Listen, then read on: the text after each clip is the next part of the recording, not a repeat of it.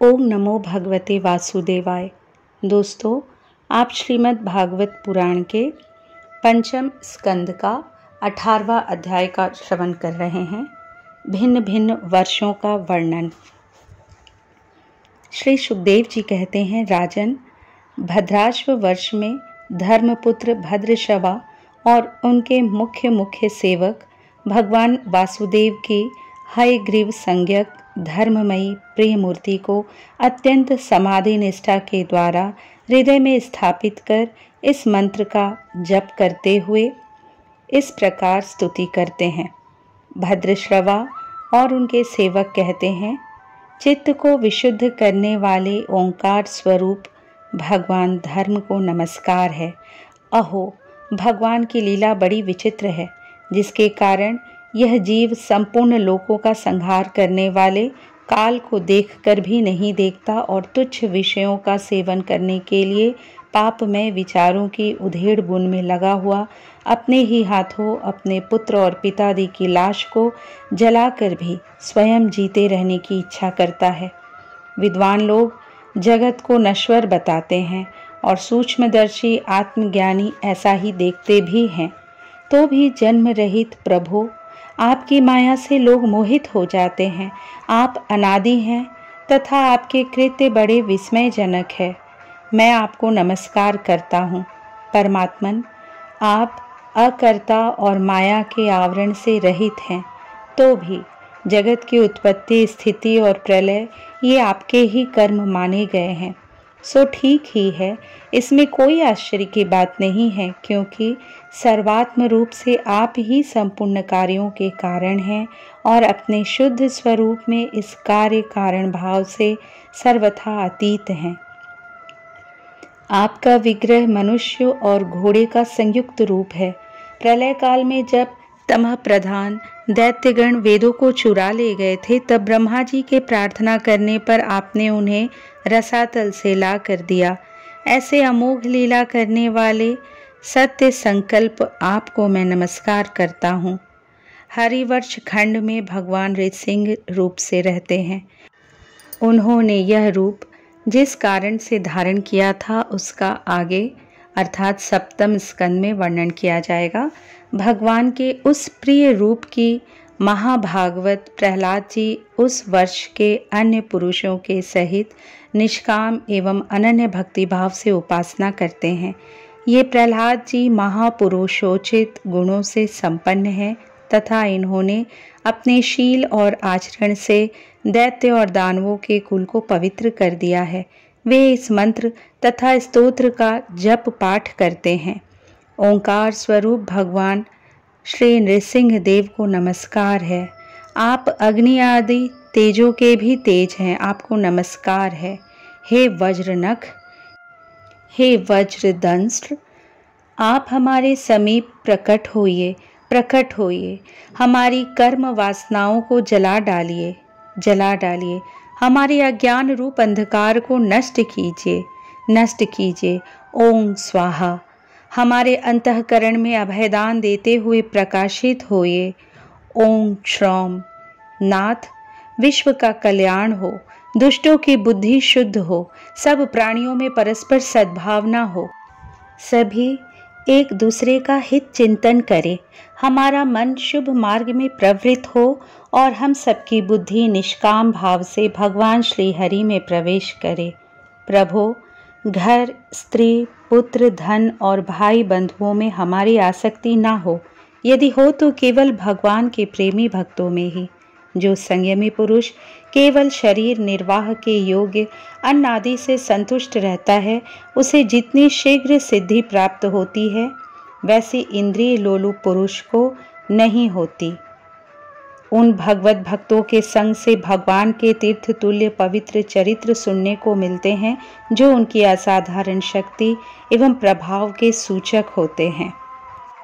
उनका बार बार सेवन करने वालों के कानों के रास्ते से भगवान हृदय में प्रवेश कर जाते हैं और उनके सभी प्रकार के दैहिक और मानसिक मलों को नष्ट कर देते हैं। फिर भला उन भगवत भक्तों का संग कौन न करना चाहेगा। जिस पुरुष की भगवान में निष्काम भक्ति है, उसके हृदय में समस्त देवता, धर्म, ज्ञान आदि संपूर्ण सद्गुणों के सहित सदा निवास करते हैं। किंतु जो भगवान का भक्त नहीं है, उसमें महापुरुषों के वे गुण आ ही कहाँ से सकते हैं। वह तो तरह तरह के संकल्प करके निरंतर तुच्छ बाहरी विषयों की ओर ही दौड़ता रहता है। जैसे मछलियों को जल अत्यंत प्रिय, उनके जीवन का आधार होता है, उसी प्रकार साक्षात श्री हरि ही समस्त देहधारियों के प्रियतम आत्मा हैं। उन्हें त्याग कर यदि कोई महत्वाभिमानी पुरुष घर में आसक्त रहता है, तो उस दशा में स्त्री पुरुषों का बड़प्पन केवल आयु को लेकर ही माना जाता है, गुण की दृष्टि से नहीं। अतः असुरगण, तुम तृष्णा, राग, विषाद, क्रोध, अभिमान, इच्छा, भय, दीनता और मानसिक संताप के मूल तथा जन्म मरण रूप संसार चक्र का वहन करने वाले गृह आदि को त्याग कर भगवान ऋसिंह के निर्भय चरण कमलों का आश्रय लो। केतुमाल वर्ष में लक्ष्मी जी का तथा संवत्सर नामक प्रजापति के पुत्र और पुत्रियों का प्रिय करने के लिए भगवान कामदेव रूप से निवास करते हैं। उन रात्रि की अभिमानी देवता रूप कन्याओं और दिवसाभिमानी देवता रूप पुत्रों की संख्या मनुष्य की 100 वर्ष की आयु के दिन और रात के बराबर अर्थात 36-36 हजार वर्ष हैं, और वे ही उस वर्ष के अधिपति हैं। वे कन्याएं परम पुरुष श्री नारायण के श्रेष्ठ अस्त्र सुदर्शन चक्र के तेज से डर जाती हैं, इसलिए प्रत्येक वर्ष के अंत में उनके गर्भ नष्ट होकर गिर जाते हैं। भगवान अपने सुललित गति विलास से, सुशोभित मधुर मधुर मंद मुस्कान से, मनोहर लीलापूर्ण चारु चितवन से, कुछ उजके हुए सुंदर भ्रूमंडल की छबीली छटा के द्वारा वदनार विंद का राशि राशि सौंदर्य उड़ेल कर सौंदर्य देवी श्री लक्ष्मी को अत्यंत आनंदित करते और स्वयं भी आनंदित होते रहते हैं। श्री लक्ष्मी जी परम समाधि योग के द्वारा भगवान के उस मायामय स्वरूप की रात्रि के समय प्रजापति संवत्सर की कन्याओं सहित और दिन में उनके पतियों के सहित आराधना, और वे इस मंत्र का जप करती हुई भगवान की स्तुति करती है, जो इंद्रियों के नियंता और संपूर्ण श्रेष्ठ वस्तुओं के आकार हैं। क्रिया शक्ति, ज्ञान शक्ति और संकल्प, अध्यवसाय आदि चित्त के धर्मों तथा उनके विषयों के अधीश्वर हैं। 11 इंद्रिय और 5 विषय इन 16 कलाओं से युक्त हैं। वेदोक्त कर्मों से प्राप्त होते हैं तथा अन्नमय, अमृतमय और सर्वमय हैं। उन मानसिक, ऐन्द्रियक एवं शारीरिक बल स्वरूप परम सुंदर भगवान कामदेव को ओम रांग रींग रोंग इन बीज मंत्रों के सहित सब ओर से नमस्कार है। भगवान, आप इंद्रियों के अधीश्वर हैं। स्त्रियां तरह तरह के कठोर व्रतों से आपकी ही आराधना करके अन्य लौकिक पतियों की इच्छा किया करती हैं, किंतु वे उनके प्रिय पुत्र, धन और आयु की रक्षा नहीं कर सकते, क्योंकि वे स्वयं ही परतंत्र है। सच्चा पति वही है जो स्वयं सर्वथा निर्भय हो और दूसरे भयभीत लोगों की सब प्रकार से रक्षा कर सके। ऐसे पति एकमात्र आप ही हैं। यदि एक से अधिक ईश्वर माने जाए तो उन्हें एक दूसरे से भय होने की संभावना है। अतएव आप अपनी प्राप्ति से बढ़कर और किसी लाभ को नहीं मानते। भगवान, जो स्त्री आपके चरण कमलों का पूजन ही चाहती है और किसी वस्तु की इच्छा नहीं करती, उसकी सभी कामनाएं पूर्ण हो जाती है, किंतु जो किसी एक कामना को लेकर आपकी उपासना करती है, उसे आप केवल वही वस्तु देते हैं, और जब भोग समाप्त होने पर वह नष्ट हो जाती है तो उसके लिए उसे संतप्त होना पड़ता है। अजित, मुझे पाने के लिए इंद्रिय सुख के अभिलाषी ब्रह्मा और रुद्र आदि समस्त सुरासुरगण घोर तपस्या करते हैं, किंतु आपके चरण कमलों का आश्रय लेने वाले भक्त के सिवा मुझे कोई पा नहीं सकता, क्योंकि मेरा मन तो आप में ही लगा रहता है। अच्युत, आप अपने जिस वंदनीय कर कमलों को भक्तों के मस्तक पर रखते हैं, उसे मेरे सिर पर भी रखिए। वरेण्य, आप मुझे केवल श्री लांछन रूप से अपने वक्ष स्थल में ही धारण करते हैं, सो आप सर्वसमर्थ हैं। आप अपनी माया से जो लीलाएं करते हैं, उनका रहस्य कौन जान सकता है। रम्यक वर्ष में भगवान ने वहाँ के अधिपति मनु को पूर्व काल में अपना परम प्रिय मत्स्य रूप दिखाया था। मनु जी इस समय भी भगवान के उसी रूप की बड़े भक्ति भाव से उपासना करते हैं और इस मंत्र का जप करते हुए स्तुति करते हैं। सत्व प्रधान मुख्य प्राण सूत्रात्मा तथा मनोबल, इंद्रिय बल और शरीर बल ओंकार पद के अर्थ सर्वश्रेष्ठ भगवान महामत्स्य को बार बार नमस्कार है। प्रभो, नट जिस प्रकार कठपुतलियों को नचाता है, उसी प्रकार आप ब्राह्मण आदि नामों की डोरी से संपूर्ण विश्व को अपने अधीन करके नचा रहे हैं। अतः आप ही सबके प्रेरक हैं। आपको ब्रह्मादि लोकपालगण भी नहीं देख सकते, तथापि आप समस्त प्राणियों के भीतर प्राण रूप से और बाहर वायु रूप से निरंतर संचार करते रहते हैं। वेद ही आपका महान शब्द है। एक बार इंद्रादि इंद्रियाभिमानी देवताओं को प्राण स्वरूप आपसे डाह हुआ। तब आपके अलग हो जाने पर वे अलग अलग अथवा आपस में मिलकर भी मनुष्य, पशु, स्थावर, जंगम आदि जितने शरीर दिखाई देते हैं, उनमें से किसी की बहुत यत्न करने पर भी रक्षा नहीं कर सके। अजन्मा प्रभो, आपने मेरे सहित समस्त औषध और लताओं की आश्रय रूपा इस पृथ्वी को लेकर बड़ी बड़ी उताल तरंगों से युक्त प्रलयकालीन समुद्र में बड़े उत्साह से विहार किया था। आप संसार के समस्त प्राण समुदाय के नियंता हैं। मेरा आपको नमस्कार है।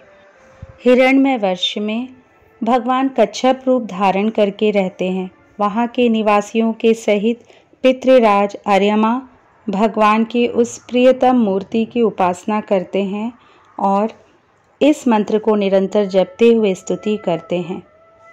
जो संपूर्ण सत्व गुण से युक्त है, जल में विचरते रहने के कारण जिनके स्थान का कोई निश्चय नहीं है तथा जो काल की मर्यादा के बाहर हैं, उन ओंकार स्वरूप सर्वव्यापक सर्वाधार भगवान कच्छप को बार बार नमस्कार है।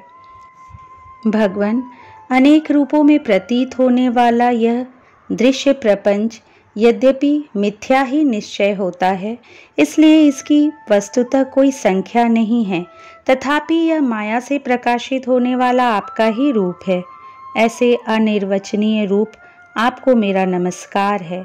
एकमात्र आप ही जरायुज, स्वेदज, अंडज, उद्भिज, जंगम, स्थावर, देवता, ऋषि, पितृगण, भूत, इंद्रिय, स्वर्ग, आकाश, पृथ्वी, पर्वत, नदी, समुद्र, द्वीप, ग्रह और तारा आदि विभिन्न नामों से प्रसिद्ध हैं। आप असंख्य नाम, रूप और आकृतियों से युक्त हैं। कपिलादि विद्वानों ने जो आप में 24 तत्वों की संख्या निश्चित की है, वह जिस तत्व दृष्टि का उदय होने पर निवृत्त हो जाती है, वह भी वस्तुतः आपका ही स्वरूप है। ऐसे सांख्य सिद्धांत स्वरूप आपको मेरा नमस्कार है। उत्तर कुरुवर्ष में भगवान यज्ञ पुरुष वराह मूर्ति धारण करके विराजमान है। वहाँ के निवासियों के सहित साक्षात पृथ्वी देवी उनकी अविचल भक्ति भाव से उपासना करती है और इस परमोत्कृष्ट मंत्र का जप करती हुई स्तुति करती है। जिनका तत्व मंत्रों से जाना जाता है, जो यज्ञ और क्रतु रूप हैं तथा बड़े बड़े यज्ञ जिनके अंग हैं, उन ओंकार स्वरूप शुक्ल कर्ममय त्रियुग मूर्ति पुरुषोत्तम भगवान वराह को बार बार नमस्कार है। ऋत्विजगण जिस प्रकार अरणि रूप काष्ठ खंडों में छिपी हुई अग्नि को मंथन द्वारा प्रकट करते हैं, उसी प्रकार कर्मासक्ति एवं कर्मफल की कामना से छिपे हुए जिनके रूप को देखने की इच्छा से परम प्रवीण पंडित जन अपने विवेक युक्त मन रूप मंथन काष्ठ से शरीर एवं इंद्रिय आदि को बिलो डालते हैं। इस प्रकार मंथन करने पर अपने स्वरूप को प्रकट करने वाले आपको नमस्कार है। विचार तथा यम नियम आदि योगांगों के साधन से जिनकी बुद्धि निश्चयात्मिका हो गई है, वे महापुरुष द्रव्य अर्थात विषय, क्रिया अर्थात इंद्रियों के व्यापार, हेतु अर्थात इंद्रियाधिष्ठाता देवता, अयन अर्थात शरीर, ईश काल और कर्ता अर्थात अहंकार आदि माया के कार्यों को देखकर जिनके वास्तविक स्वरूप का निश्चय करते हैं, ऐसे माइक आकृतियों से रहित आपको बार बार नमस्कार है। जिस प्रकार लोहा जड़ होने पर भी चुंबक की सन्निधि मात्र से चलने फिरने लगता है, उसी प्रकार जिन सर्व साक्षी की इच्छा मात्र से, जो अपने लिए नहीं बल्कि समस्त प्राणियों के लिए होती है, प्रकृति अपने गुणों के द्वारा जगत की उत्पत्ति, स्थिति और प्रलय करती रहती है। ऐसे संपूर्ण गुणों एवं कर्मों के साक्षी आपको नमस्कार है। आप जगत के कारणभूत आदि सूकर हैं। जिस प्रकार एक हाथी दूसरे हाथी को पछाड़ देता है, उसी प्रकार गजराज के समान क्रीड़ा करते हुए आप युद्ध में अपने प्रतिद्वंदी हिरण्याक्ष दैत्य को दलित करके मुझे अपनी दाढ़ों की नोक पर रखकर रसातल से प्रलय पयोधि के बाहर निकले थे। मैं आप सर्वशक्तिमान प्रभु को बार बार नमस्कार करती हूँ। इति श्रीमद्भागवते महापुराणे पारमहंस्यां संहितायां पंचम स्कंधे भुवनकोश वर्णनम नामा अष्टादशो अध्याय। 18वां अध्याय संपूर्ण हुआ। अध्याय 19 किम पुरुष और भारतवर्ष का वर्णन। श्री सुखदेव जी कहते हैं, राजन, किम पुरुष वर्ष में श्री लक्ष्मण जी के बड़े भाई आदि पुरुष सीता हृदयाभिराम भगवान श्री राम के चरणों की सन्निधि के रसिक परम भागवत श्री हनुमान जी अन्य किन्नरों के सहित अविचल भक्ति भाव से उनकी उपासना करते हैं। वहाँ अन्य गंधर्वों के सहित आरन श्री शेन उनके स्वामी भगवान राम की परम कल्याणमयी गुणगाथा गाते रहते हैं। श्री हनुमान जी उसे सुनते हैं और स्वयं भी इस मंत्र का जप करते हुए इस प्रकार उनकी स्तुति करते हैं। हम ओंकार स्वरूप पवित्र कीर्ति भगवान श्री राम को नमस्कार करते हैं। आप में सत्पुरुषों के लक्षण, शील और आचरण विद्यमान हैं।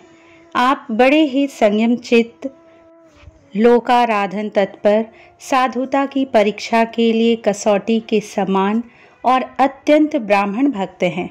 ऐसे महापुरुष महाराज राम को हमारा पुनः पुनः प्रणाम है। भगवान, आप विशुद्ध बोध स्वरूप अद्वितीय, अपने स्वरूप के प्रकाश से गुणों के कार्य रूप जागृत आदि संपूर्ण अवस्थाओं का निराश करने वाले, सर्वांतरात्मा, परम शांत, शुद्ध बुद्धि से ग्रहण किए जाने योग्य, नाम रूप से रहित और अहंकार शून्य हैं। मैं आपकी शरण में हूँ। प्रभो, आपका मनुष्यावतार केवल राक्षसों के वध के लिए ही नहीं है। इसका मुख्य उद्देश्य तो मनुष्यों को शिक्षा देना है।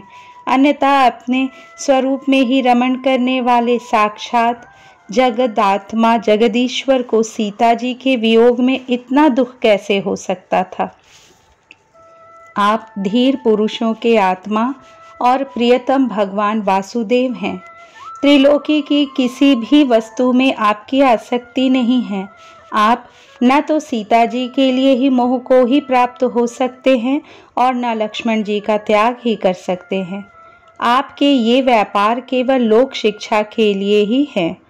लक्ष्मणाग्रज, उत्तम कुल में जन्म, सुंदरता, वाक चातुरी, बुद्धि और श्रेष्ठ योनि, इनमें से कोई भी गुण आपकी प्रसन्नता का कारण नहीं हो सकता।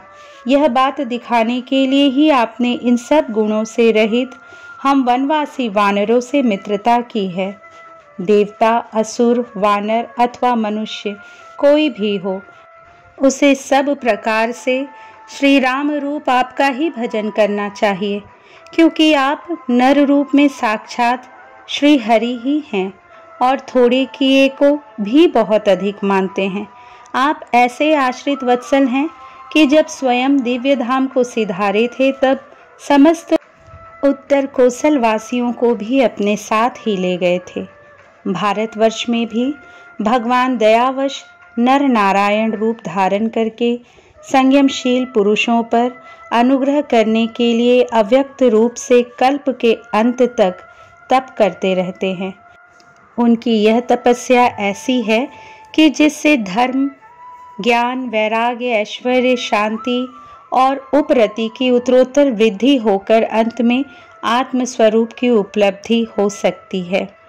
वहाँ भगवान नारद जी स्वयं श्री भगवान के ही कहे हुए सांख्य और योग शास्त्र के सहित भगवान महिमा को प्रकट करने वाले पांच रात्र दर्शन का सावर्णी मुनि को उपदेश करने के लिए भारतवर्ष की वर्णाश्रम धर्मावलंबिनी प्रजा के सहित अत्यंत भक्ति भाव से भगवान श्री नर नारायण की उपासना करते और इस मंत्र का जप तथा स्तोत्र को गाकर उनकी स्तुति करते हैं।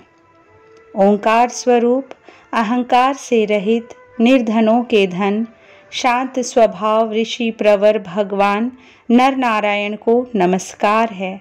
वे परमहंसों के परम गुरु और आत्मा रामों के अधीश्वर हैं। उन्हें बार बार नमस्कार है।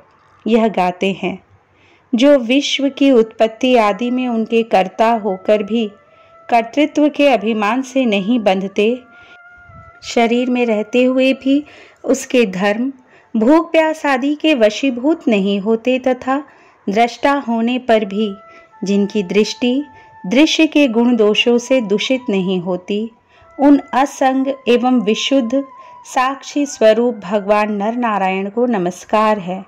योगेश्वर हिरण्यगर्भ भगवान ब्रह्मा जी ने योग साधन की सबसे बड़ी कुशलता यही बतलाई है कि मनुष्य अंत काल में देहाभिमान को छोड़कर भक्ति पूर्वक आपके प्राकृत गुण रहित स्वरूप में अपना मन लगावे।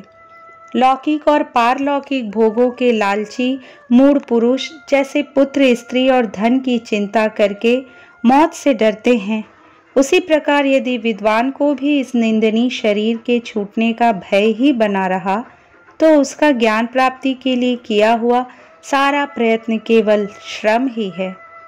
अतः अधोक्षज, आप हमें अपना स्वाभाविक प्रेम रूप भक्ति योग प्रदान कीजिए, जिससे कि प्रभु इस निंदनीय शरीर में आपकी माया के कारण बद्धमूल हुई दुर्भेद अहमता ममता को हम तुरंत काट डाले। राजन, इस भारतवर्ष में भी बहुत से पर्वत और नदियां हैं, जैसे मलय, मंगलप्रस्थ, मैनाक, त्रिकुट, ऋषभ, कूटक, कोल्लक, सह्य, देवगिरी, ऋष्यमुख, श्रीशैल, वेंकट, महेंद्र, वारिधार, विंध्य, शुक्तिमान, ऋक्षगिरी, पारियात्र, द्रोण, चित्रकूट, गोवर्धन, रैवतक, ककुभ, नील, गोकामुख, इंद्रकील और कामगिरी आदि। इस प्रकार और भी सैकड़ों हजारों पर्वत हैं। उनके तट प्रांतों से निकलने वाले नद और नदियां भी अनगिनत है। ये नदियां अपने नामों से ही जीव को पवित्र कर देती हैं और भारतीय प्रजा इन्हीं के जल में स्नान आदि करती हैं। उनमें से मुख्य मुख्य नदियां ये है: चंद्रवसा, ताम्रपर्णी, अवटोदा, कृतमाला, वैहायसी, कावेरी, वेणी, पयस्विनी, शर्करावर्ता, तुंगभद्रा, कृष्णा, वेण्या, भीमरथी, गोदावरी, निर्विद्या, पयोष्णी, तापी, रेवा, सुरसा, नर्मदा, चर्मणवती, सिंधु, अंध और शोण नाम के नद, महानदी, वेद स्मृति, ऋषिकुल्या, त्रिसामा, कौशिकी, मंदाकिनी, यमुना, सरस्वती, दृशद्वती, गोमती, सरयू, रोधस्वती, सप्तवती, सुषोमा, शतद्रु, चंद्रभागा, मरुद्वृधा, वितस्ता, अस्कनी और विश्वा। इस वर्ष में जन्म लेने वाले पुरुषों को ही अपने किए हुए सात्विक, राजस और तामस कर्मों के अनुसार क्रमशः नाना प्रकार की दिव्य, मानुष और नारकी योनियां प्राप्त होती हैं, क्योंकि कर्मानुसार सब जीवों को सभी योनियां प्राप्त हो सकती हैं। इसी वर्ष में अपने अपने वर्ण के लिए नियत किए हुए धर्मों का विधिवत अनुष्ठान करने से मोक्ष तक की प्राप्ति हो सकती है। परीक्षित, संपूर्ण भूतों के आत्मा, राग आदि दोषों से रहित, अनिर्वचनीय निराधार परमात्मा भगवान वासुदेव में अनन्य एवं अहैतुक भक्ति भाव ही यह मोक्ष पद है। यह भक्ति भाव तभी प्राप्त होता है जब अनेक प्रकार की गतियों को प्रकट करने वाली अविद्या रूप हृदय की ग्रंथि कट जाने पर भगवान के प्रेमी भक्तों का संग मिलता है। देवता भी भारतवर्ष में उत्पन्न हुए मनुष्यों के इस प्रकार महिमा गाते हैं। आहा, जिन जीवों ने भारतवर्ष में भगवान की सेवा के योग्य मनुष्य जन्म प्राप्त किया है, उन्होंने ऐसा क्या पुण्य किया है, अथवा इन पर स्वयं श्री हरि ही प्रसन्न हो गए हैं। इस परम सौभाग्य के लिए तो निरंतर हम भी तरसते रहते हैं। हमें बड़े कठोर यज्ञ, तप, व्रत और दान आदि करके जो यह तुच्छ स्वर्ग का अधिकार प्राप्त हुआ है, इससे क्या लाभ है। यहाँ तो इंद्रियों के भोगों की अधिकता के कारण स्मृति शक्ति छिन जाती है, अतः कभी श्री नारायण के चरण कमलों की स्मृति होती ही नहीं। यह स्वर्ग तो क्या, जहाँ के निवासियों की एक एक कल्प की आयु होती है, किंतु जहाँ से फिर संसार चक्र में लौटना पड़ता है, उन ब्रह्मलोक आदि की अपेक्षा भी भारत भूमि में थोड़ी आयु वाले होकर जन्म लेना अच्छा है, क्योंकि यहाँ धीर पुरुष एक क्षण में ही अपने इस मर्त शरीर से किए हुए संपूर्ण कर्म श्री भगवान को अर्पण करके उनका अभय पद प्राप्त कर सकता है। जहाँ भगवत कथा की अमृतमयी सरिता नहीं बहती, जहाँ उसके उद्गम स्थान भगवत भक्त साधुजन निवास नहीं करते, और जहाँ नृत्य गीतादि के साथ बड़े समारोह से भगवान यज्ञ पुरुष की पूजा अर्चना नहीं की जाती, वह चाहे ब्रह्मलोक ही क्यों ना हो, उसका सेवन नहीं करना चाहिए। जिन जीवों ने इस भारतवर्ष में ज्ञान, तदनुकूल कर्म तथा उस कर्म के उपयोगी द्रव्यादि सामग्री से संपन्न मनुष्य जन्म पाया है, वे यदि आवागमन के चक्र से निकलने का प्रयत्न नहीं करते, तो व्याध की फांसी से छूटकर भी फलादि के लोभ से उसी वृक्ष पर विहार करने वाले वनवासी पक्षियों के समान फिर बंधन में पड़ जाते हैं। अहो, इन भारतवासियों का कैसा सौभाग्य है, जब ये यज्ञ में भिन्न भिन्न देवताओं के उद्देश्य से अलग अलग भाग रखकर विधि मंत्र और द्रव्यादि के योग से श्रद्धा पूर्वक उन्हें हवि प्रदान करते हैं। तब इस प्रकार इंद्रादि भिन्न भिन्न नामों से पुकारे जाने पर संपूर्ण कामनाओं के पूर्ण करने वाले स्वयं पूर्ण काम श्री हरि ही प्रसन्न होकर उस हवि को ग्रहण करते हैं। यह ठीक है कि भगवान सकाम पुरुषों के मांगने पर उन्हें अभिष्ट पदार्थ देते हैं, किंतु यह भगवान का वास्तविक दान नहीं है, क्योंकि उन वस्तुओं को पा लेने पर भी मनुष्य के मन में पुनः कामनाएं होती ही रहती हैं। इसके विपरीत जो उनका निष्काम भाव से भजन करते हैं, उन्हें तो वे साक्षात अपने चरण कमल ही दे देते हैं, जो अन्य समस्त इच्छाओं को समाप्त कर देने वाले हैं। अतः अब तक स्वर्ग सुख भोग लेने के बाद हमारे पूर्वकृत यज्ञ, प्रवचन और शुभ कर्मों से यदि कुछ भी पुण्य बचा हो, तो उसके प्रभाव से हमें इस भारतवर्ष में भगवान की स्मृति से युक्त मनुष्य जन्म मिले, क्योंकि श्री हरि अपना भजन करने वाले का सब प्रकार से कल्याण करते हैं। श्री सुखदेव जी कहते हैं, राजन, राजा सगर के पुत्रों ने अपने यज्ञ के घोड़े को ढूंढते हुए इस पृथ्वी को चारों ओर से खोदा था। उससे जम्बूद्वीप के अंतर्गत ही 8 उपद्वीप और बन गए, ऐसा कुछ लोगों का कथन है। वे स्वर्णप्रस्थ, चंद्र शुक्ल, आवर्तन, रमणक, मंदर हरिण, पांचजन, सिंहल और लंका है। भरत श्रेष्ठ, इस प्रकार जैसा मैंने गुरुमुख से सुना था, ठीक वैसा ही तुम्हें यह जम्बूद्वीप के वर्षों का विभाग सुना दिया। इति श्रीमद्भागवते महापुराणे पारमहंस्यां संहितायां पंचम स्कंधे जम्बूद्वीपवर्णनम्